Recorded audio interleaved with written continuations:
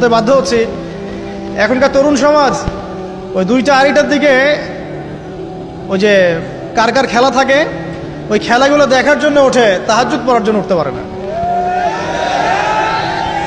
অথচ আল্লাহ পাক বলছেন কি যে শেষ রাতে আল্লাহ পাক প্রথম আসমানে নেমে আসেন এবং আহ্বান করেন, কে আছো আমার কাছে কিছু চাইবে আমি দিব, কে আছো আমার কাছে রিজিক চাইবে দিব, কে আছো আমাকে ডাকবে আমি তোমার ডাকে সাড়া দিব, কে আছো আমার কাছে ক্ষমা চাইবে আমি তোকে ক্ষমা করে দিব। প্রিয় যুবক ভাইরা, আল্লাহকে মূল্যায়ন করতে শিখুন। এই সময়গুলোতে দোয়া করলে ইনশাআল্লাহ তাআলা আপনার দোয়া কবুল হবে ইনশাআল্লাহ। সবচেয়ে ইম্পর্টেন্ট হচ্ছে এটা, যেটা আমরা প্রত্যেক দিন পড়ি, প্রায় 17 রাকাত নামাজ পড়ি আমরা, ফরজ নামাজ, শুধু ফরজ নামাজের কথাই বলছি।